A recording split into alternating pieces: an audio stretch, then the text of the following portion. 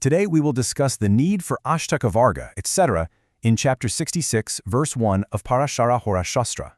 We're going to focus purely on the raw mechanics, the step-by-step calculations, and the deep philosophical necessity behind this highly structured mathematical system. Here's our roadmap for this explainer. First, we'll look at the fundamental need for Ashtaka Varga. Then, we dive into Trikona Shodhana mathematics, followed by Ekadipatanya Shodhana geometry. After that, we'll tackle the Pinda Sadhana calculations, and finally wrap up with the Ashtaka Varga final results. Section 1. The need for Ashtaka Varga. Diving right into chapter 66, verses 1 through 4, we find a truly fascinating and highly practical dialogue. Maitreya brings up a massive problem for astrologers, the absolute maze of contradictions we find when interpreting planetary and bhave effects. He points out that, given the varied and often conflicting movements of the planets in the sky, finding absolute certainty in our predictions is just incredibly difficult. And this is especially true given the blunt, shallow minds of people born in our current age of Kali Yuga. You simply can't rely on pure intuition anymore.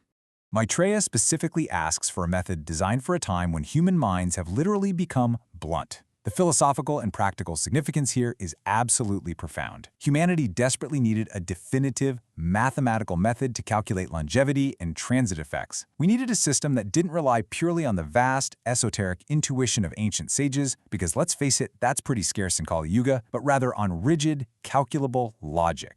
And the sage's brilliant solution? Ashtaka Varga. Literally translated, the term means the group of 8 things.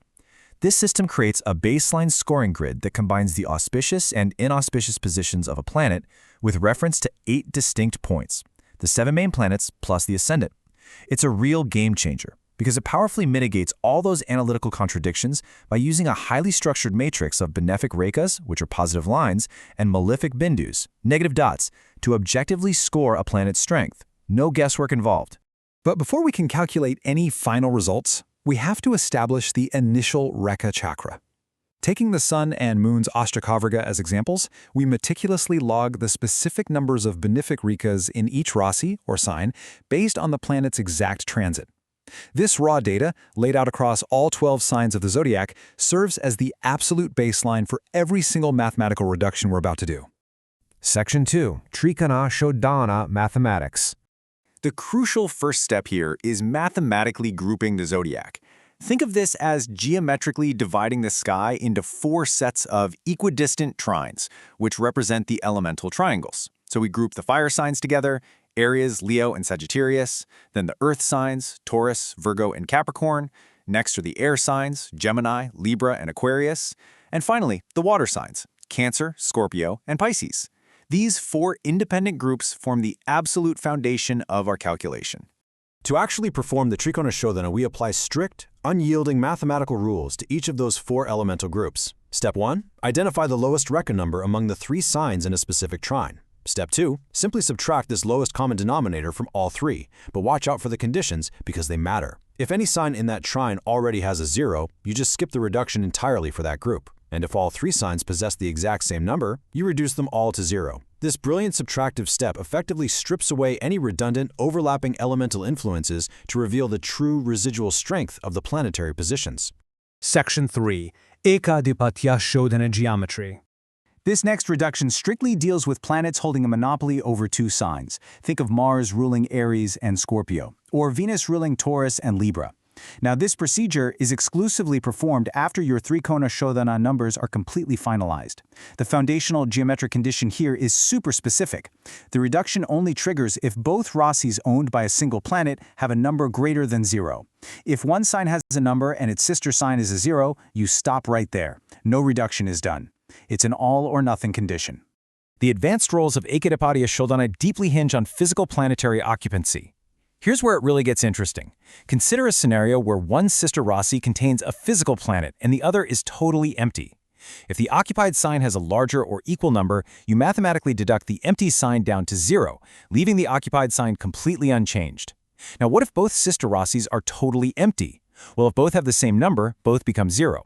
If they're unequal, you just subtract the smaller number from the larger one.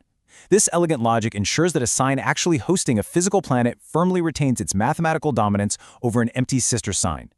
Section 4. Pinda Sadhana calculations. So, what does this all mean? The ultimate objective of stripping away all these redundancies is to calculate the Yoga Pinda.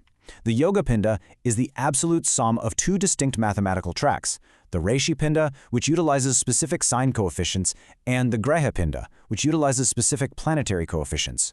We take those surviving, rectified numbers from our previous Ekadhipathya Shodhana and multiply them by fixed classical values mandated by Parashara himself. Parashara mandates classical multipliers for this exact step. For the Graha Pinda, every single planet has a strict assigned coefficient. Jupiter is the highest at 10, Mars is 8, Venus is 7, and the Moon, Mercury, and Saturn are all assigned to 5. Concurrently, for the Rasi Pinda, each of the 12 zodiac signs has its own unique fixed multiplier. By multiplying our finalized Shodhana numbers by these precise coefficients and summing those respective products, we derive our independent Rasi Pinda and Graha Pinda totals. The final step is just simple addition. Summing the calculated Rashi Pinda and the Graha Pinda produces the final Yoga Pinda. To put that into perspective, if your mathematics yield a Rashi Pinda of 100 and a Graha Pinda of 48, your final Yoga Pinda is exactly 148. This definitive, synthesized figure is the foundational key used across subsequent chapters to determine precise transit effects, major life events, and even the exact calculations for human longevity. It's absolutely crucial. Section 5. Ashtak-Kavarga Final Results.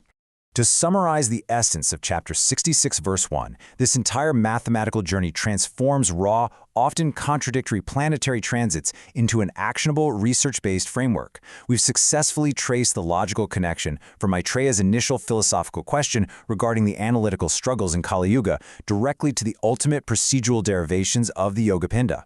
By methodically eliminating overlapping strengths through Trikona and Ekadhipathya geometry and applying classical Graha and Rasi multipliers, this system brilliantly removes interpretive ambiguity. It unlocks precise, calculatable determinations for longevity, happiness, and sorrow. So ask yourself this. If ancient sages could map the complexities of human karma into strict mathematical geometry thousands of years ago, what other universal formulas are just waiting to be discovered in these texts? On behalf of the Vedmata AI family, if you found our presentation informative, please share our video as widely as possible so that the authentic knowledge of Indian Vedic texts can reach the masses. Let us all participate in this yagya of knowledge. Har Har Mahadev.